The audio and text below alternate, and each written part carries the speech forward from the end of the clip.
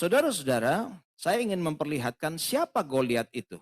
Karena selama ini kita anggap remeh. Goliat itu apalagi cara guru mengajar anak sekolah minggu, Goliat itu tidak serem, ya. Goliat itu tidak menakutkan. Kalau guru-guru sekolah minggu, kalau saya memperhatikan guru-guru sekolah minggu menceritakan hanya berupa tempelan dan sebagainya, tetapi tidak memperlihatkan keganasan daripada Goliat. Saudara-saudara, di dalam ayat-ayat sebelumnya saya ingin memperlihatkan bagaimana seramnya Goliat itu.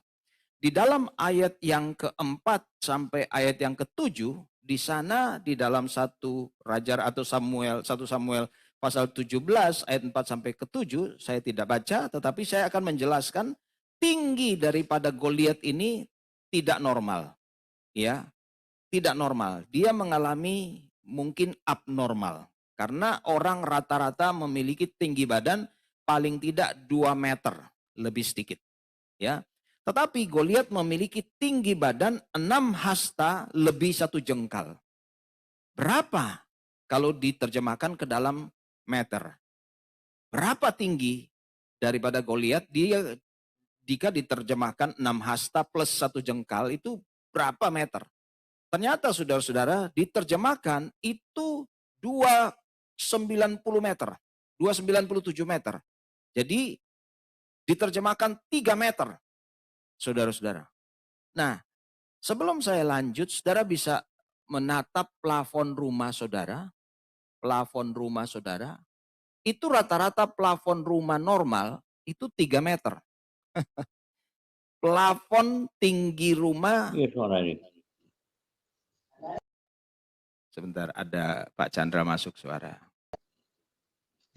Jadi tinggi normal rumah kita itu 3 meter tingginya. Saudara bisa membayangkan ada seorang yang berdiri setinggi itu dan menatap ke kita dengan mata melotot. Saudara bisa bayangkan 3 meter setinggi plafon rumah saya. Jadi ini tidak normal. Ini berat tubuhnya seberapa saya nggak tahu. Tetapi dikatakan nanti kita akan melihat lebih jelas apa yang dia bawa, pakaian yang dia pakai, ini tidak normal semua saudara-saudara. Jadi 3 meter tinggi daripada Goliat, saudara-saudara, itu sebabnya dia disebut giant.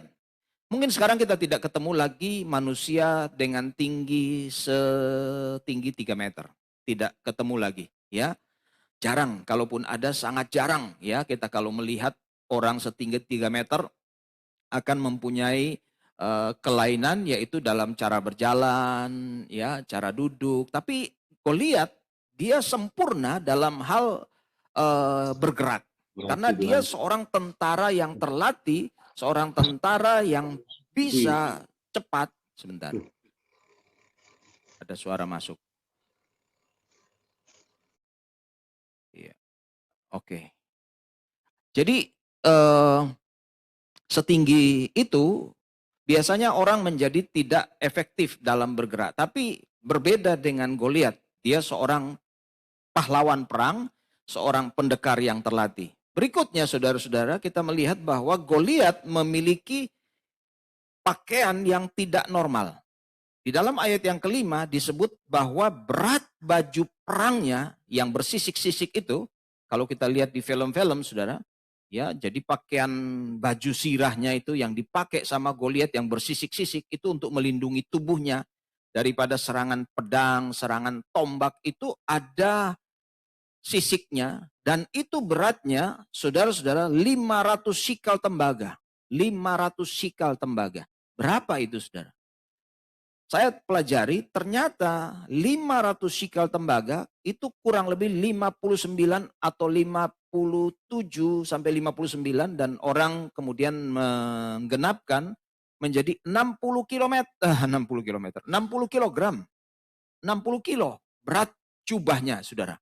Ya saudara, kita kalau mau olahraga, kita mau pakai kaos yang paling ringan, ya jubah yang ringan.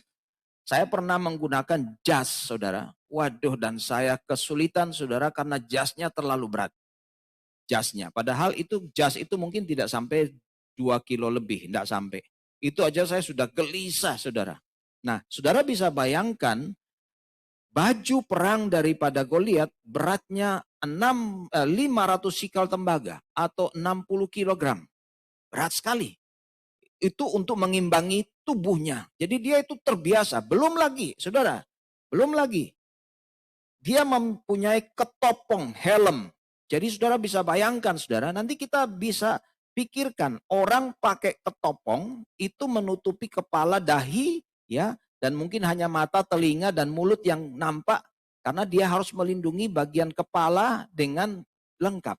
Itu terbuat dari tembaga. Saudara tahu tadi kita melihat Daud mengalahkan Goliat dengan menancapkan batu yang ada di katapelnya itu dengan menancapkan ke dalam dahinya, dahi di situ. Padahal dia memiliki ketopong helm perang yang terbuat dari tembaga di dalam ayat 5. Ya, di dalam 1 Samuel 17 ayat yang kelima, dia memiliki helm ketopong itu terbuat dari tembaga. Ya, tembaga. Jadi sudah bisa bayangkan, jadi dia melindungi kepalanya. Tapi nanti kita lihat sebentar, Daud bisa menerobos batu kerikil nancap ke dalam dahinya. Luar biasa. Kemudian saudara-saudara, dia memiliki tutup kaki, kaos kaki, ya, untuk melindungi juga serangan bagian bawah yang terbuat dari tembaga di dalam ayat yang ke-6. Jadi tutup kakinya, ya, tentu tidak sepatu. Kalau sepatu dari tembaga dia tidak bisa jalan nanti ya. Tapi tutup kaki itu tutup kaki terbuat dari tembaga. Jadi semuanya berat-berat, saudara.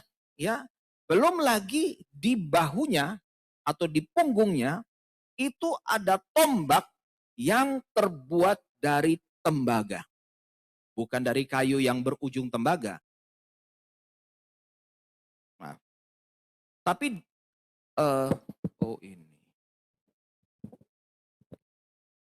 Tapi saudara-saudara, tombak yang terbuat dari tembaga.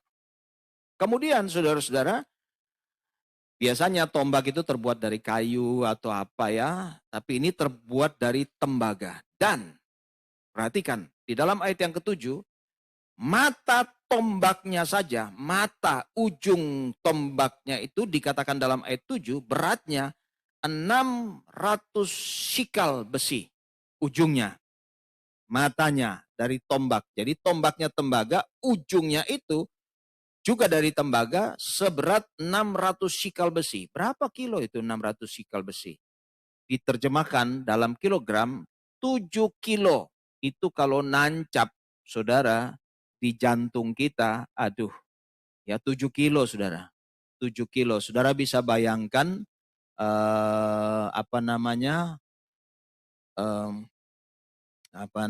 minyak goreng 2 kilogram, ada 3 plus minyak goreng 1 kilogram, jadi 3 bungkus minyak goreng yang 2 kilogram plus 1 bungkus minyak goreng yang 1 kilogram atau 1 liter.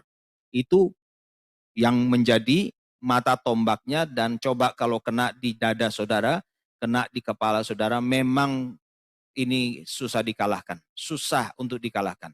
Ujung tombaknya saja 7 kilogram.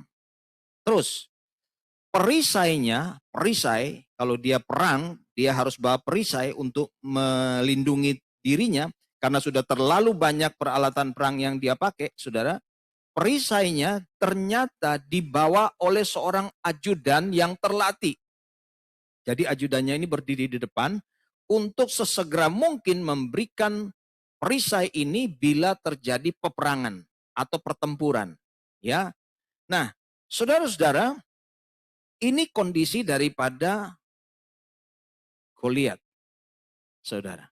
Jadi kalau anak sekolah minggu diceritakan tentang Daud dan Goliat, mereka tidak begitu ngeri, saudara. Tidak begitu ngeri. Karena apa? Selesai diajarkan tentang cerita Daud mengalahkan Goliat, anak-anak sekolah minggu akan diberikan selembar kertas untuk diwarnai, ya. Dan mereka mewarnai helmnya, ketopongnya Goliat, mereka mewarnai jubahnya Goliat, dan tidak ada yang menakutkan, saudara. Tetapi dalam dunia nyata, Goliat ini tidak ada yang berani. Selama 40 hari pagi dan petang, Alkitab mengatakan Goliat ini tampil ke depan. Jadi mereka ini adap-adapan, tentara ini. Adap-adapan, ya. Adap-adapan untuk one by one. Gak usah kita perang secara seluruhnya. Satu tentara dari kita, satu pahlawan dari kita, satu jagoan dari kita tampilkan, dan kalian coba tampilkan satu jagoan dari kalian. Siapa yang menang, itu yang menang. Ya, tentara itu yang menang. Jadi selama 40 hari, pagi dan petang, mereka diejek, diteror, ditakut-takuti oleh Goliat, ya, oleh tentara Filistin untuk maju berperang.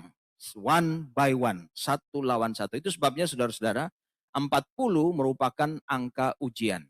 Ya, karena 40 hari pagi dan petang dikatakan Goliat maju dan mengejek, menteror, ya, menakut-nakuti, mengintimidasi bangsa Israel, dan tidak ada satupun daripada tentara Israel yang berani maju. Saudara bayangkan, tentara Israel yang terkenal jagoan, sampai sekarang kita melihat bagaimana tidak ada satu negara pun di dunia ini yang berani berhadapan dengan Israel.